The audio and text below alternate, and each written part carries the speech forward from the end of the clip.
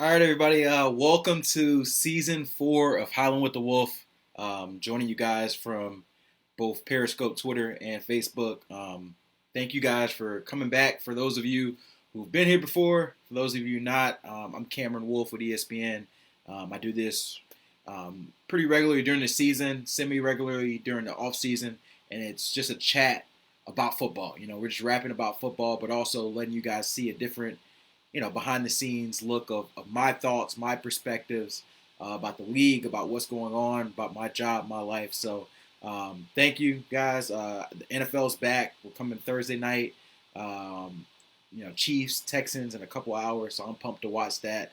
But I definitely want to get you guys a lot of nuggets, some content about the Dolphins, about the NFL, and just my perspective on everything that's led to this moment going forward. So first things first, I just kind of want to update you guys on me. As some of you guys saw earlier this offseason, I'm having my first baby. This is the picture of her behind me. Her name's Layla. She's due in a couple of weeks, actually, September 25th. So anytime now she can go in labor. My wife can. So we've been prepping for that. So at some point in the next couple of weeks, I'm going to be on baby duty, taking paternity leave for a little bit, and just playing, being a dad. So if you see my coverage stop for a lot, that's what's going on. I didn't get fired. I'm just having a baby. So I just kind of wanted to preview you guys that, and then once we're ready, we'll show you guys the baby and kind of let you guys into our world a little bit there. But just guys wanted to update you on that. But until then, I'm going to be going full speed on football over the next couple of weeks. The Dolphins play on Sunday in New England. I'm not going to that game. Like I said, we're trying to be a little safe with the baby coming up, so won't be traveling as much this season, but I'll still be trying to give you guys as much behind the scenes as possible. So there's a couple things I want to chat about today on this opening Howling with the Wolf chat, and then as always, I want to open it up for questions for you guys. Anything you guys want to hear, want to talk about on the NFL, on the Dolphins. I'm definitely here to answer, but I definitely wanted to get on a couple topics off the bat. This season, this year has been crazy for all of us, with COVID, really impacting the whole year. Over this whole summer, we've seen like the uprising of social justice and athletes using their voice become more of a prevalent thing across sports, and now we're going to see the NFL. So I want to start with those two topics, and then we can kind of talk NFL. I know people have different perspectives on all of this, but I guess from the COVID perspective, I'm really interested to see how it impacts both of these, this whole week and really the whole season. There's about 8 teams that are having games with limited fans in the stands, and the Chiefs, who play tonight and host a game tonight, are one of them, and the Dolphins are another one. So they're going to be, a small group of people who have limited fans in the stands, but the rest of the NFL is going to be empty stadiums. So, I've been talking to guys all week about like what is that going to be like, and people have talked about how it's going to be like a Pop Warner game, how it's going to be like a practice, and I'm just interested to see. I know in boxing, I'm a boxing fan. We often talk about guys who are gym brawlers versus guys who are big light time players. So, are you going to see guys who are practice players shine up more? And guys who are a little bit more needing the spotlight to shine kind of go inside and don't play as well. So that's something I'm interested to see. And then just sort of how does the impact of whether a COVID outbreak occurs to a team impact individual teams? Like I think it's going to happen at some point. We saw it with baseball. The Marlins had their outbreak early in the season. We've seen a few other teams. I think it's unrealistic to expect the NFL to go a whole season without any sort of team having an issue with an outbreak. So how do we respond to it? How does it impact the season? These are all things that I'm having my eye on. And how does the protocols and the changes impact teams as far as the shortened offseason? Who's ready from week 1 and who needs, week 6, week 7 to get going? And the second thing, like I said, the social justice realm, and this is something that obviously, if you've read some of my work, is something that's important to me. I've written about it in the past. I think that you're going to see a large amount of athletes taking a bigger focus on using their voice and their platform to impact change, particularly in the black community, particularly with how black people are afflicted by police officers and other forms of systemic racism. So I'm really interested to see not only what gestures are coming through the game, but what action kind of follows through it. And for those who are interested in it, I wrote a story, Q&A with Kenny Stills that came out this past weekend where, he obviously is a former Dolphin, currently plays on the Texans, and he's going to play tonight. And he talked a lot about his action plan, what he thinks about, the new form of athlete activism, boycotting games, and just sort of this whole evolution of how athletes are trying to create change. And I think that was something that kind of gave me a good insight, and particularly about what they're demanding of owners. And I think that's the next step. These owners in leagues, whether it's NFL, NBA, they have the power to create change. So I think you're going to see more athletes putting pressure on those in charge to make an impact, to make change. And that's something that Kenny was speaking to. And Kenny's a guy who I built a relationship with here in Miami, but he's a guy who's been doing the work. He's been about the action. And he's a guy who got arrested in Louisville this offseason, protesting Breonna Taylor. So please go ahead and find that story and read it if you guys are interested. But I think as a whole, I think that's the two biggest storylines of the season before we get to football is how COVID impacts the year and how the realm of social justice lingers over the year and what players do to use their platform. So I thought it would be inappropriate for me not to start this chat with those two topics. And of course, I know some of you guys are here just for football, and we'll get to football in just a minute. But I think that can't be minimized. And if you want to know my opinion on stuff, particularly on this issues, I feel like athletes' voice should be magnified in whatever topic they want. I know Dak Prescott spoke today about mental health, and he got some criticism from Skip Bayless on athletes supposed to be strong, and I think that's another topic that athletes definitely have the voice to be able to create change and create an atmosphere with. And I think it was very disrespectful for Skip to come out and say that he needs to be strong and not say that he's in depression. It's foolish to me. So I just kind of wanted to start with that, but we can go ahead and hop into the football chat. If you guys have any questions, go ahead, fill up the comment section. I'll go ahead and see them as they come across. I have a few topics I want to discuss as far as the NFL and the Dolphins as a whole, and then I'll get to your questions, and then we can bounce. I know a lot of us are getting ready for football, so this is really just me opening this up as a dialogue and communication with you guys. So I think the first thing about the Miami Dolphins this season is, the Dolphins, there's more optimism around this team than any time that I've been covering it, and I think any time over the last decade. Tua Tagovailoa is drafted here. They have a lot of young players. They have a coach who they think is the right guy. I think is the right guy. And it looks like this team has a plan. It's not just, hanging on, trying to compete for a playoff spot. They actually have a long-term plan. And whether you agree about the process that they went to get it, they're here. And they have what they believe to be their franchise quarterback.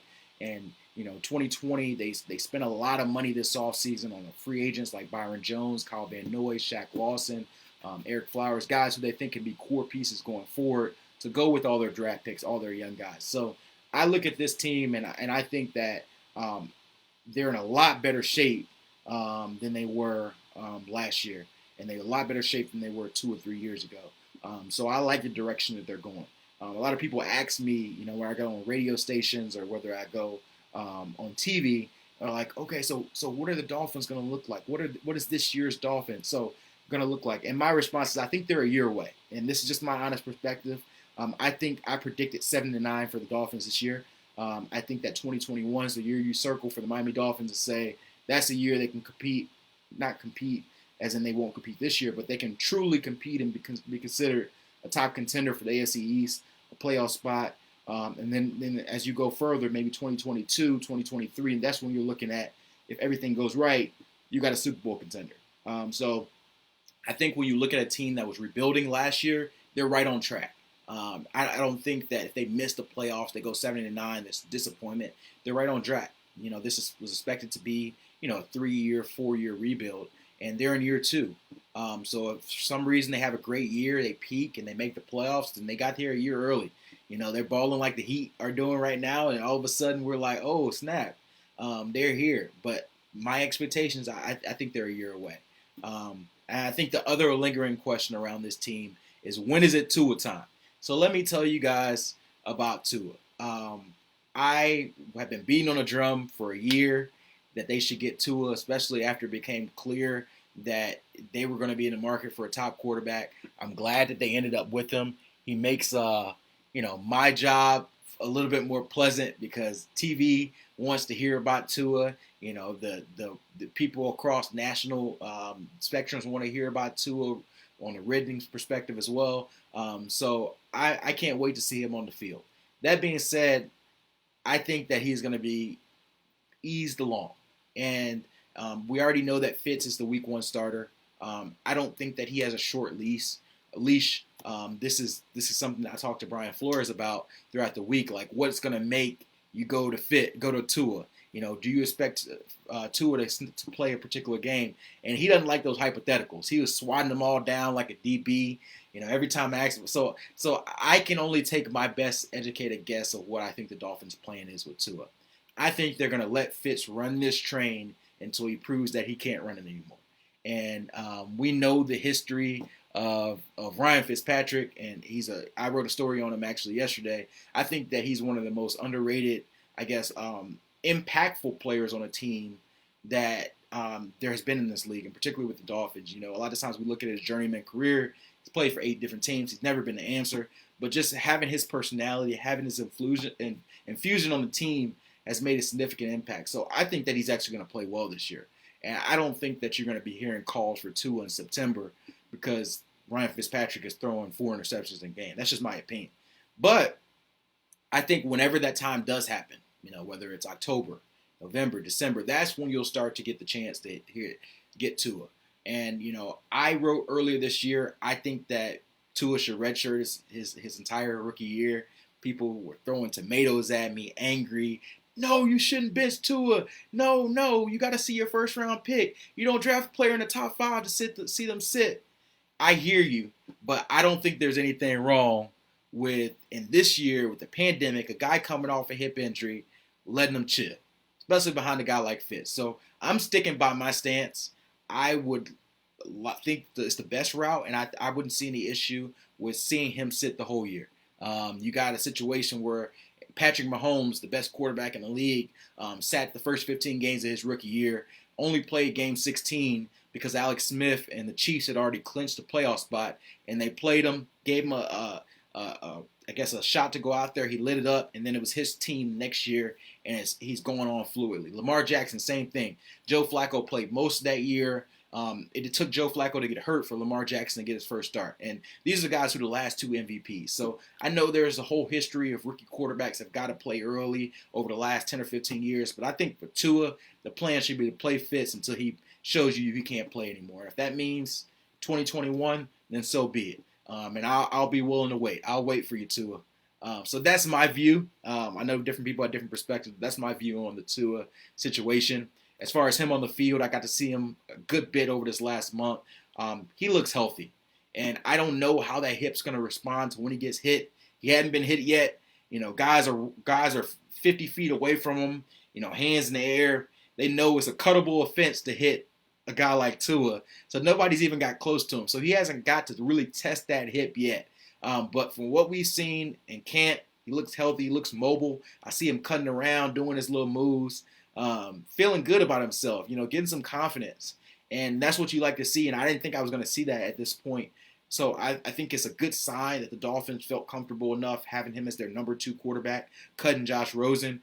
And I think that they're ready for him if for some reason there's an early injury to Fitzpatrick or something like that happens. I think they're comfortable with him if he had to go into action.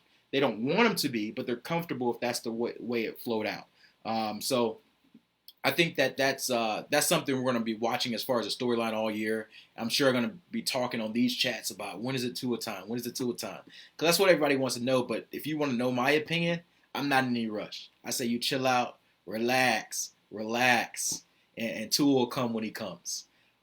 So that's kind of my perspective on that. I'll give you a quick preview on this week's game, and then I kind of want to give a view on the NFL. Again, if you guys got any questions, I see a couple comments here in the Periscope. If you guys got any on the Periscope or the Facebook Live, I see a couple down here on the Facebook too. Fire them away. I'm going to attack a few of them right now on the Dolphins, and like I said, I'm going to go to the NFL, and then I'll circle back for more questions, and then we'll get out of here. I got a question from Hayden Gross. He said, "What rookies do you expect to have the biggest impact?" I'll go ahead and go briefly to this. I think that Noah Igbenogany, the cornerback out of Auburn, they drafted in the first round, is going to be your most impactful rookie on the defensive side of the ball. I think that he's going to be your number 3 corner. I think that you're going to see him play some nickel corner in the inside early, and I think he's going to play some outside too, spelling, Xavier Howard as he comes back from injury. So I've been impressed with him quite a bit throughout camp. I think that he's going to be a baller in this league. He's only 20 years old. He's the youngest player in the NFL. When the season starts, in 2 hours, he's the youngest player in the NFL, the only player who's 20 years old. He can't legally drink right now, but he can play DB and he can stop some receivers. So I love to see that. He got the feistiness. I think he's going to be a really good player. Offensive side of the ball, Austin Jackson and Solomon McKinley are going to be your 2 starters on the offensive line. Austin Jackson is going to start at left tackle. Solomon McKinley is going to start at right guard. Those 2 are probably going to have the biggest impact on the offensive line. How ready are they? Solomon McKinley has looked really good. He's a big dude. This dude told me he was a lifeguard at 330 pounds. And I didn't believe him at first, but I asked some of his teammates, and they said, yeah, he can move in the pool. He's fast. Watch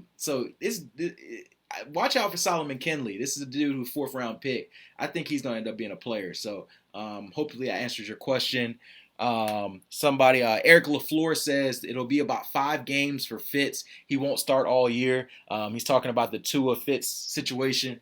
You could be right, man. I'm not going to so there was a stat that I saw from ESPN that they sent out that says, I think Fitz has started the season 4 or 5 times in his career, and every single time he's given up the job within 6 games.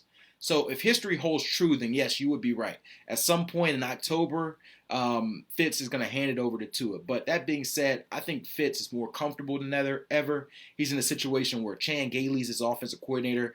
He played for Chan Gailey in Buffalo and New York Jets for 5 years. He's looked good during camp. And this is where I tell you just kind of from my perspective. I watched every single day in camp, and Fitz by far looked like the best quarterback.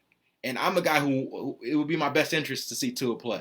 But Tua is not ready yet as far as, not even from the injury perspective, as far as, learning the offense, being comfortable, having command, that sort of thing. I think the offense is better in 2020 with Fitz in it right now than it is with Tua. And that's no knock on Tua. Fitz has 15 years experience and advantage. It's sort of an unfair comparison. But the Dolphins' 2020 offense will look better with Fitz than Tua in September. Is that answer still going to be the same in November or December? I'm not sure, but I can tell you for sure. In September, the offense is better with Fitz in it. Let me jump here to the Periscope, give you guys some love, answer a couple questions here. Ryan Deal, you asked about the most impactful rookie. I answered that a little bit from the previous question. I think it'll be the 3 rookies I mentioned. And I think Austin Jackson, if I had to pick one, is the number 1 one because he's playing that left tackle spot.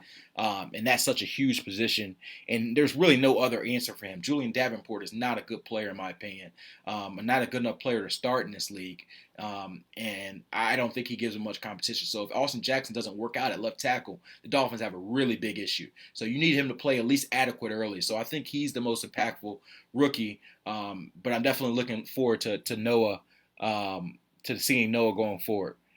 I got Jacket Cruz 22 is asking, curious what you think of the running back situation, Breida's usage. And then Ryan Deal also asked about Lynn Bowen. What do you think about that? So I'm going to go ahead and answer both of those questions back to back.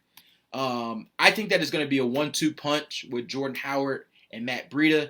I think you're going to see Jordan Howard as the early down back, first and second down and goal line situations. Jordan Howard, that is his zone. Matt Breida, third down back, passing situations, and I wouldn't be surprised to see him play some receiver, play out of the slot, and obviously in 2-minute situations when they need to hurry up and score, I think that's Matt Breida's zone. So I think that Jordan Howard leads the team in carries and touches, but Matt Breida leads the team in catches. And I think you're going to see them play off each other really well. And then Myles Gaskin might get a few snaps. He's been one of the most impressive players in camp. Completely different than last year. Last year, I thought he made the team because he was a draft pick. This year, he made the team because he deserved to make the team. So that's kind of what I think about the running back situation. Lynn Bowden, he's a guy, and I do not want to be disrespectful to the Raiders because I don't know what they had going on there. But I have no idea why the Raiders played Lynn Bowden at running back. I watched him throughout the draft process. He looked like a receiver. He played receiver most of college. He feels like he fits in the slot as a playmaker, a guy who can do those gadget plays, run some wildcat, that sort of thing. But the Raiders played him at running back, and then he struggled all camp. And I'm not surprised because he's not a running back. So the Dolphins are going to play him at receiver. They're going to give him a shot there. I think eventually he has a shot to be their slot receiver. They have a hole there. They have a need there with Albert Wilson and Allen Hurns opting out. And I think their long-term view is maybe Lynn Bowden can be that slot receiver, gadget player that they were hoping that Albert Wilson was for them long-term. So I don't know if you're going to see a lot of him early in the season because he just got here. But maybe as they start to get more comfortable with him, October, November, that's when you'll see more of him. Let's see. Luis Velasquez says, do you think the NFL has a legit plan if one of these teams has a breakout on COVID on a team? Good question. I think the NFL does have a plan, but the question is, as a famous boxer once say, everybody's got a plan until you got hit. So yes, you might have a plan when there's an outbreak, but what happens if Patrick Mahomes catches COVID right before a playoff game? How does that impact things? How does that impact the competitiveness? God forbid, I don't want Patrick Mahomes to get COVID, but just using that as an example, the face of the league. What happens if a team's, 4 starting offensive linemen all get COVID right before a game? What happens if there's a team that has 25 guys that via contact tracing may have been close to somebody who had COVID on a Saturday before a game? How do you postpone? Do you postpone? Do you delay? Do you cancel? These are all questions like when adversity hits. Like there's obviously going to be a plan if, a few guys miss, you keep going, if there's something going on. But do they have a true plan of how you postpone games, how you cancel games when the worst hits, when the Marlins situation hits? And that's something I'm not sure about. And that's why I'm not 100% sure the NFL season finishes. Obviously, it's going to start, and we all want to see it. But I'm still not 100% sold yet it finishes because of that question. How do they respond when something major, unpredictable happens? But good question, Lewis. What position group needs some work? That's James Barr asking that question. What position group needs some work? I think that, good question. I think, number one, I mentioned the offensive line. They completely redid it, but that's the one I have the most uncertainty about because they haven't played any live snaps before. They've got 2 rookies, and Austin Jackson and Solomon Kindley starting. I don't know if they're players yet. They look good, patty caking people in training camp. But, when the real boys coming after you with blood in their eyes and they ain't playing with you anymore, that's when you really see who's a player and who's not. So I think that's a unit that I'm looking at. But as far as who needs some work, I'm really looking at that edge rush group. So besides Shaq Lawson and Emmanuel Ogbah, who are solid players who can play the run, play the pass, and I feel good about those guys. I'm not sure anybody else on this team I feel great about rushing the passer. And the Dolphins talk a lot about scheming pressure, and that all sounds nice, and I like the idea of it. But they were worse than the league in sacks last year. They got to get to the passer. They paid a lot of money to Byron Jones. They got Xavier Howard, and they got Noah Igbenogany. So they're really good cornerbacks. And clearly they value corner and coverage guys more than pass rush guys. So we'll see if that bet pays off. But at the end of the day, on third down, it's 3rd and 12. You're going to have somebody get pressure. So I think the outside linebacker group, the guys who are going to be pass rushers when they're a 3 down front on those situations, that's the group that needs more work. And when you lost a guy like Vince Beagle to an injury, when you lose a guy like Curtis Weaver who you cut injured, waived, and ended up getting picked up elsewhere, you don't really have a lot of depth in that position. So a lot of pressure is going to be on Shaq Lawson and Emmanuel Ogbah to get pressure. So I'd say that position group needs the most work, in my opinion. Let me see here. I'm going to get a couple more questions, and then I'm going to go ahead and chat a little bit about the NFL, tell you guys what I think about tonight's game, and give you guys a couple looks at the season as a whole of what I think, and then I'll finish up with questions, and we'll wrap back up. So, let's see. D. Shaw already trying to look to the draft, man. He's saying, looking well ahead to the draft. What do you think the Dolphins should do in 2021? Let's see if the Dolphins are going to win some games before we talk to the draft. Ask me that question in 2 months, D. Shaw. I appreciate your draft love. I'm a draft guy too at heart, but I think it's a little too early to talk about draft. So hit me in about 2 months about that, and I'll answer your draft question. Um, let's see. I got a couple questions about biggest weakness and biggest strengths on the team. I talked a little bit about the biggest weakness there, um, and I'll talk about the biggest strength. So cornerbacks, if Xavier Howard's healthy, they might have the best cornerback trio in the league. Byron Jones, Xavier Howard, Noah Igbenogany, and even Nick Needham as a number 4 corner, I think is a really good player. And this is a group that was worrisome in 2018 and even in 2019. They were worrisome.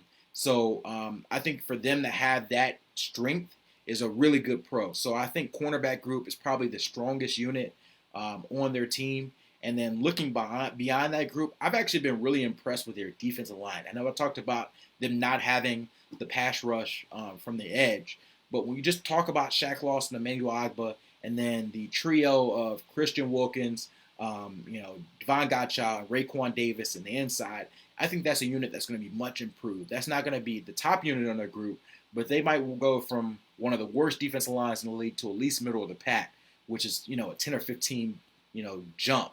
So I think that's notable, and that's something that I think, you're going to see as far as the run game going forward. So that's kind of my view on that. Let me jump into the NFL. Like I said, keep firing your questions. I'll see them. I'll probably spend about 3 or 4 more minutes on Q&As after this, so I'll answer about 3 or 4 more questions. But I kind of want to get you guys my view on the NFL, this game, and then we'll call it a wrap. So I am very interested to see, with so much turnover this offseason, which teams maximize this sort of unique year. Unlike the NBA, this isn't a stop and start. Everybody has the same parameters starting the year. Everybody starts 0-0. Everybody's got the same shortened off season. Who responds to it and who doesn't? So I know a lot of people are picking Tampa Bay as their Trinity team. Tom Brady's out there now. That's the hot team. But for me, I think the teams that are going to be best positioned to win are the teams that ran it back. And I'm looking at, teams like the San Francisco 49ers, the Kansas City Chiefs, the Baltimore Ravens, a lot of these teams that said, hey, we're going to run it back, the Saints. Those are the teams that I'm looking at and say they, to me, had the best advantage going into this year. So I'll give you guys my early Super Bowl prediction. And I know this is kind of subject to change, but I think that you're finally going to see Drew Brees get over the hump and the Saints represent the NFC in the Super Bowl. And on the AFC side, I think that you're going to see the Baltimore Ravens defeat the Kansas City Chiefs this time in the AFC Championship, and Lamar Jackson gets to the Super Bowl, and we see a Lamar versus Drew Brees Super Bowl, Baltimore versus New Orleans. So that's my Super Bowl pick early on. For this week's game, KC versus the Houston Texans. I think the Texans are dropping 9.5. They're giving the Texans 9.5 in this game, which I think is way too high. I think it'll be a close game. I think KC wins by a field goal, 31-28. So that's my pick on that. Gave you guys my my Super Bowl pick, and I'll give you guys my MVP pick. I think that you're going to see Kyler Murray with the Arizona Cardinals win MVP. I think this is his year. I think it's going to be a breakout year for him. I'm excited to see what Cliff Kingsbury and him do. I think they're a playoff team, and I know a lot of people are going to run it back with Lamar and with Patrick, but I'm giving you Kyler Murray as my Super Bowl MVP. So I want to talk about those few things on the NFL side, and then I'll answer a few more questions. Like I said, let's see. Nicole coming in from the UK. You from the UK? Appreciate you. Appreciate the love. I love the UK. Me and my wife went out there last year. We went to London.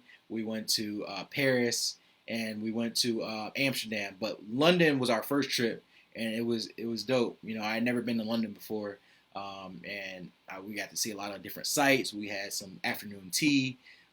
We did all the tourist stuff. We looked probably hella touristy, coming out there doing all this stuff. But we had a blast. So appreciate the love from the UK. We were supposed to go out there this year. I am definitely bummed COVID hit because the Dolphins were supposed to play in London this year, and I was looking forward to that. And God had different plans. It is what it is. Tank for Tua 13, funny name, my man. He said you're the only Dolphins reporter. Follow your content, enjoy your content. Appreciate you, man. Daniel Del V says, what does Chan Gailey bring to the offense for Tua's redshirt year, and is he the OC next year? Good question. So Chan Gailey was a very interesting hire, honestly. He's a guy who he admitted he was on the golf course chilling. He had been gone for the league for 3 years. He probably I don't know what he was done. He was done. So I think I don't know if Ryan Flores just felt good about it, but he called him up, said, Chan Gailey, come run my offense, and here we are. So the one thing that has impressed me with Chan Gailey, he's 68 years old, but a lot of times you see coaches who are, this is my scheme. I'm going to do it this way. This is the way it goes. My way or the highway. They're that type player. And when you have those type players, coaches, it works for some people and it doesn't work for other people. So I really have seen, Dolphins receivers really respond well to Chan Gailey, and particularly Preston Williams and Devontae Parker. They're excited because he allows them to be more creative as playmakers. He allows them to be more creative on how they run their routes. He allows them to have more freedom, and where it's not just do it my way, don't do it this way. So I'm eager to see how that opens people up. Ryan Fitzpatrick obviously has a great relationship with them. So I think that when you look at this offense, I think it's going to be simplified. I think you're going to see a lot more fluid for the younger players to learn, and that educates Tua as well. This is a guy that's coming from an Alabama system. Now he has to go learn a new system. He's had 3 or 4 offensive coordinators too. So I think that the change had a lot to do with helping simplify the offense for the younger players. I think that Chan Gailey is going to be great for Fitz, and I think he's going to be good for Tua this year. I think you make an interesting question about how long he's going to stay. Obviously, he was just in retirement. I don't think this is a long-term push for him. He may be a 1, 2, 3 years. I'd be surprised if he gives it a go for longer than that, unless it goes really well. So I think they're going to have to groom an offensive coordinator at some point to help him, take over. So I think that he's a temporary answer, but not a long-term answer. But for the time being, Tua's going to have to be able to chew up whatever he can from Fitz and from Chan Gailey, while he can. So let's see. Eric LaFleur said, tell Bree I said hello. My wife's somewhere inside the living room. I'll let her know. She says the first time catching my show, won't be the last. Appreciate you, man. Louis LaFleur says tighten up. Titans a top 3 team. I will say to my Titans fans, I started this Howling with the Wolf chat in Tennessee. I appreciate you guys. Louis, I remember you from the jump. Appreciate you guys who continue to watch throughout. Obviously I'm talking more Dolphins these days because that's the team I cover. But I always try to chat with you some Titans football. And I think the Titans have a really good team this year. I think they're a playoff team again. They inked Ryan Tannehill again. They're running it back with Derrick Henry, who got a new deal. I think they're a team that's tough to stop. I think they're back in the Final Four of the AFC again, and it's whether or not they can beat one of those top teams, the KCs or the Baltimores, once again to get over the top. So they got Baltimore last year, couldn't get KC. They're gonna have to beat one or both of those teams to get it. But I definitely think that the Titans are a team to watch. James Barr, he's asking about Josh Rosen. This will probably be the last one I take, and then I'm gonna go ahead and wrap it up. He said, what did I think about Josh Rosen's release? I kind of give this perspective about Josh Rosen. One stat that I always run across with Josh Rosen that I share with people and people are surprised is that Josh Rosen is 23 years old. He's still younger than Joe Burrow. I don't think that it's time to give up on him quite yet. And I think that he didn't play well here in Miami. He wasn't ever going to be the answer. I think the Dolphins made a poor trade at that time. And the reason why I say it was a poor trade, and people disagree with me, they feel like it was worth the time. The reason why I think it was a poor trade was because there was no end game to me that made Josh Rosen the Dolphins starting quarterback. He had a 1-year trial. with the NFL's worst roster, and he either was going to prove to them unquestionably he was their starting quarterback, or they were going to have to move on and get a new quarterback in Tua. And obviously he bombed. He didn't do well. But what was your best case scenario? You gave up a 2 and a 5? So I don't agree with the trade. They cut bait with him. They clearly couldn't get anything for him. But I think that, Josh Rosen's career isn't over. He gets to go with Tom Brady. Maybe he sits for a year. Maybe he really learns defense, which has been his issue. He struggled to learn NFL defense. He struggled to learn how to identify linebackers and people pre-snap. He's admitted that. So Tom Brady's a perfect guy to learn from. So I'm eager to see if he has a revival, but he never was going to work in Miami, and it was time to move on. I had one more question that I was going to get to about the show. I had David ask me how often am I doing these Q&As. So as I mentioned earlier in the chat, if you guys are just joining, I usually do these weekly during the season. So Thursdays, 6 p.m., share, subscribe. I have a YouTube channel that I post these on usually the day after. You subscribe to my YouTube channel. If you can't watch it live, you can watch these then. But for y'all, come back here every Thursday, 6 p.m. right here, Facebook Live, Periscope, Twitter, and we'll be chatting. And it's, like I said, it's just informal. I'm here in a t-shirt just rapping with y'all. We're just going to talk some football. So I'll be taking a hiatus sometime in the next couple of weeks. Like I said, I'm going to have a baby that's coming out. But I'll be back sometime in October, and we'll wrap some more football. So thank you guys for joining me for the season opener here, and we'll chat soon.